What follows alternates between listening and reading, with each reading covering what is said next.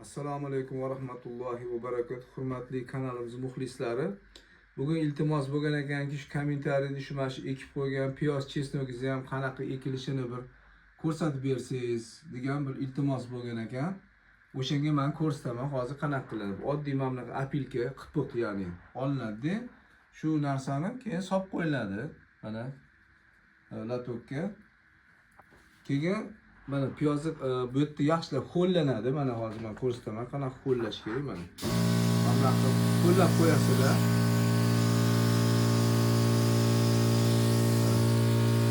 Yaxshilab ho'llagandan keyin mana men piyozni e'tibor qilamiz. Mana tagida ozgina ildizi bo'ladi. Shuni olib tashlaymiz. Mana bunda olinadi. Mana ko'rinib turibdi. Mana uchidan mana bunchani olib tashlaymiz. Mana bo'ldi. Shunday qilamiz-da, mana bu kichkina yamka qilamiz. Mana bismillahirrohmanirrohim.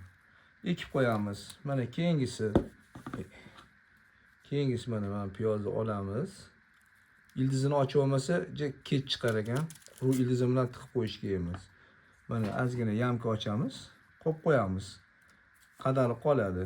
Keyingisi mana shunaqa qilib akkuratni uchini olib tashlaymiz. Mana.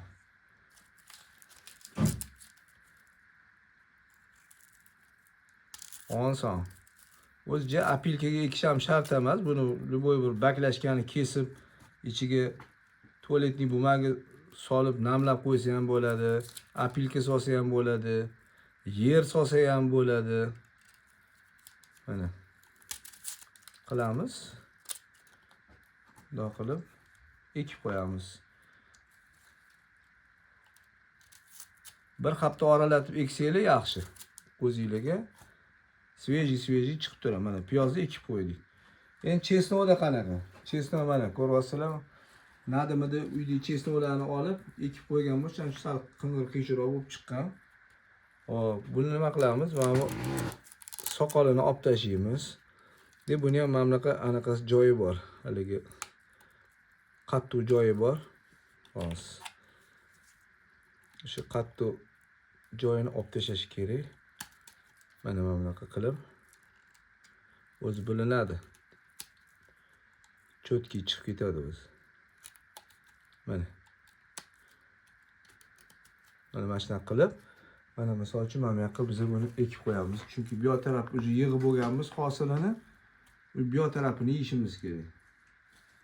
Hop, mana yana olib tashlaymiz. Bunday qilib ildizini hali ruschasi aytganda rostkovoy zonasi bo'ladi. O'suvchi zonasi. O'sgacha mana shu narsalarni qirib olib tashlash kerak bo'ladi. O'shanda ildizlari tez oladi. Juda ham tez ildiz chiqaradi o'zi. Suv sepib turamiz har kuni 2 mahal ozgina. Mana. Misol uchun mamlaqa bo'linib ketishi ham mumkin. Qilayotganingizda mana ko'ryapsiz, mana toza chiqyapti. Mana tegini olib tashlasanglar ham bo'ladi. Mana. Yana bunday qilib kichkina yamka ochib, bunday qilib birlashtirib ekib qo'ysangiz, butun qilib ekish osonroq prosta. Bo'lib eksanglar ham bo'ladi o'zi. Buni farqi yo'q. Prinsipialning. Mana. Mana bu narsa olinishi qiyin bo'lsa, shartta olinglar-da. O'rtasidan bo'lib, mana ildiz tomonni tozalab tashlaysizlar mana mamlaqa. Mana shiroqqa chiqadi o'zi. Bunday qilamiz. Ekamiz. Bu yoq yarmini ham hozir ekib yuboramiz mana bu yoq tarafini. Mana. Buni bu yog'iga mana bunday qo'shib qo'yamiz. Mana shunaqa qilib ekib qo'yamiz. Ustidan suv sepib qo'yamiz. Har kuni 1 mahal, 2 mahal shunday nomiga sepib qo'ysangiz bo'ldi. Mana bunchasini ekasiz. Bir haftadan keyin bunisini ekasiz. Bir haftadan keyin bunisini ekasiz. Mana shunday kelaveradi. Endi qaranglar, bu piyoz misol uchun 2-3 marta mana bunday kesib olish mumkin hosilni. Undan keyin piyozni o'zi kuchi qolmaydi. Chunki bu yerda faqat suvda. Chesnovni iloji bo'lsa o'sha bitta yig'imdan keyin o'zi polni olib tashlagan ma'qul. Chesnov Anaqalar tishlari kichkina edi, uni stроительный materiali yetmaydi. Shundan keyin chirishni boshlaydi. O'shaning uchun chesnokni bir marta kesib olgan yaxshi, piyozni 2-3 martagacha kesib olgan yaxshi. Shu bilan mana agar mana shu video yoqqan bo'lsa, boshqa qilgan bo'lsa, duo qilib qo'yinglar. Assalomu alaykum va rahmatullohi va barakatuh. Hali boshqa videolarimiz chiqadi. Sog' bo'linglar.